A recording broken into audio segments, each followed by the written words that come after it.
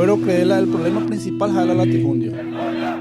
La injusta distribución de la tierra en Paraguay tiene una larga historia.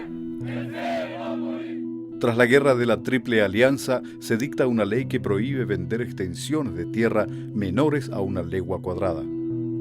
Entonces, se entregan 25 millones de hectáreas de tierras a grandes empresas, entre ellas Carlos Casado S.A., la Industrial Paraguaya y la compañía Mate Laranjeira. Se inicia en Paraguay el modelo de enclaves extractivos para la exportación agrícola.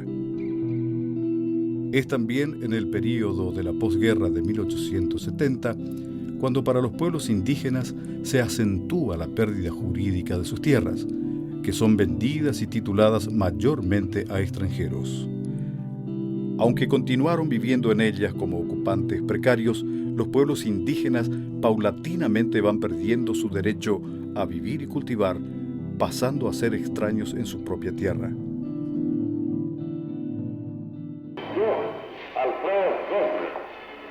En el siglo siguiente, desde 1960, el dictador Alfredo Stroessner reparte tierras para colonización. En este proceso, solo 1/4 de esas tierras se destina a familias de pequeños productores campesinos. Los 3/4 restantes, un 74%, se reparte entre políticos, empresarios amigos, militares y funcionarios estatales. La evolución acelerada de nuestra economía, esencialmente agrícola, ganadera y forestal, la dictadura promueve y justifica su modelo económico. La investigación y la difusión de las pautas tecnológicas más avanzadas confieren la imagen de país progresista al Paraguay. La libre iniciativa privada es uno de los pensamientos vitales del gobierno colorado del presidente Stroessner. Leyes especiales fomentan las inversiones de capital que contribuyen al acrecentamiento de bienes y servicios utilizando los recursos nacionales. Acción intrépida y tenaz. La comercialización se realiza en naves paraguayas. Es la nación soberana que utiliza la conquista del derecho de la libre navegación de los ríos. El sueño de nuestros prohombres hecho realidad con Stroessner. Es la distancia de un pasado de atraso y anarquía a un presente previsor y con espíritu de empresa.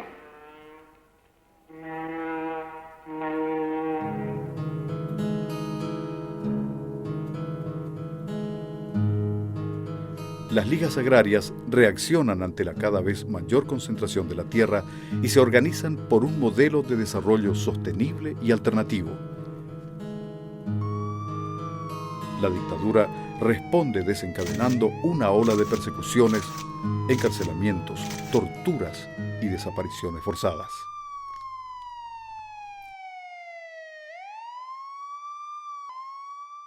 Entre fines de los 60 e inicios de los 70, una avalancha migratoria brasileña ingresa a zonas de los departamentos de Alto Paraná, norte de Itapúa y la mitad oriental de Canindeyú. En ese contexto, se agudiza la expulsión de familias campesinas paraguayas e indígenas. Los cultivos de soja mecanizada van invadiendo lentamente el campo. La denominada transición democrática, a partir de 1989, coincide con un modelo agroexportador en pleno crecimiento ligado a la globalización. La Constitución de 1992 significa un retroceso en el derecho del campesinado a la tierra. Los 3 poderes del Estado solo siguen protegiendo los intereses de grandes terratenientes y agroexportadores. Yo pude hoy con 64 años de edad, arecó 19 familias vivas, aumeando arecó y ni bodo que nada. En el año 2000 ya estaba en auge una nueva oleada de capitalismo agrario impulsada por Monsanto y Cargill, que trae consigo un arma fulminante: la soja transgénica.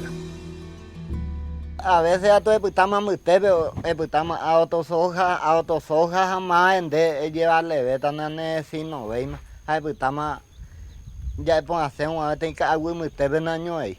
La frontera de la soja se expande con mayor voracidad sobre tierras campesinas e indígenas, sobre campos ganaderos reconvertidos y sobre lo que resta de monte, atentando directamente contra los derechos humanos.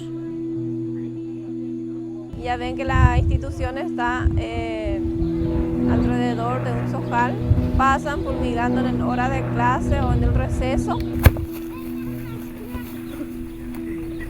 El uso indiscriminado de potentes herbicidas y pesticidas contamina las tierras, el agua, el aire y provoca casos de intoxicación, malformaciones y muerte de seres humanos.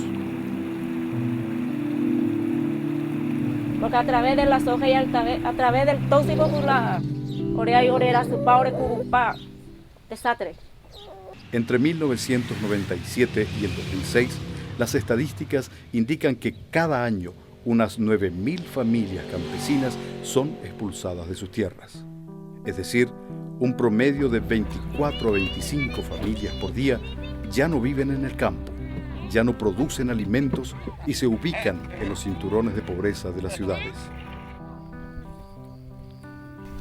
Mi consecuencia rupingo a veces opera último juntar la tita una cosa para ciudad allá que se puede ir para producción para ciudad verdad teila por eso los campos de la hoja de que tú sobrevivió no.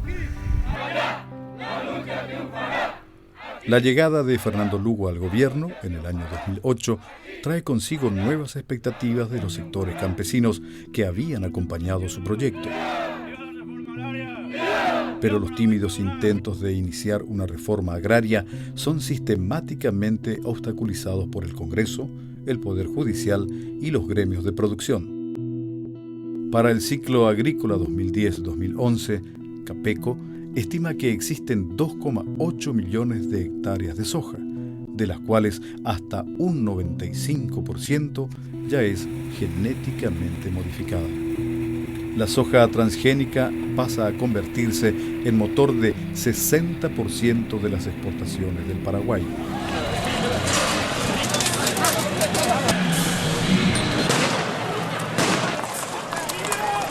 Con la asunción de Franco en junio del 2012, esos gremios de producción consiguen fortalecer cada vez más sus intereses dentro del Estado. Se promueve la legalización de transgénicos, entre otras iniciativas que apuntan a consolidar el modelo agroexportador. Este país produce más de 4 millones de toneladas de productos agrícolas para exportación, pero ya casi no produce alimentos y se ve obligado a importarlos de los países vecinos. Se fortalece así un modelo cada vez más contradictorio y excluyente, en donde más de 1 millón de paraguayos y paraguayas pasan hambre.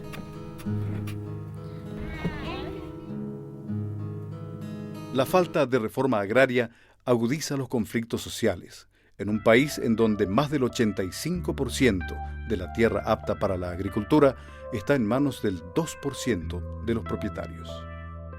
Los grandes latifundistas no son más de 3.000 personas en un país de 6 millones. Solo el 4% de la tierra está en manos de 240.000 familias campesinas, con menos de 20 hectáreas cada una. Además, en los departamentos de Itapúa y Alto Paraná, existen más de 250 escuelas rurales cercanas a plantaciones de soja que han sido afectadas por el uso de agroquímicos. Ante la ineficiencia de los canales institucionales encargados de la reforma agraria, campesinos y campesinas han optado por la ocupación, los cortes de ruta y las movilizaciones como formas de lucha para obtener un pedazo de tierra en el cual vivir y ejercer sus derechos. La respuesta del Estado es siempre la misma: persecuciones, imputaciones, apresamientos. Ayer tuve la desgracia de estar revisando cadáveres de hombres famélicos que han vivido toda la vida en una extrema pobreza, que supuestamente se les ha pintado como parte del ejército del pueblo paraguayo o como parte de un grupo rebelde. Una falsedad total. Desde el año 1989 hasta el 2012, ya han sido asesinados más de 120 campesinos. Ninguno de los casos ha sido esclarecido.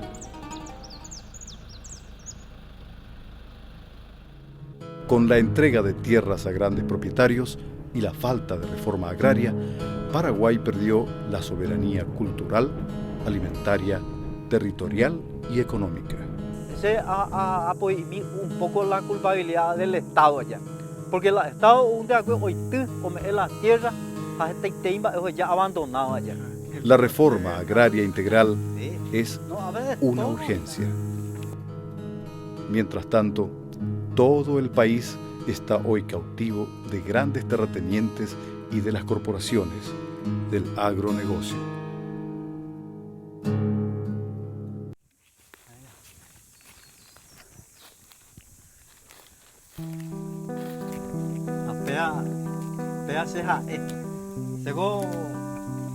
La plata no era ni un gan, pero pea tem plata invertido allá, alguém tem a fazer coisa, assim, não me de vida.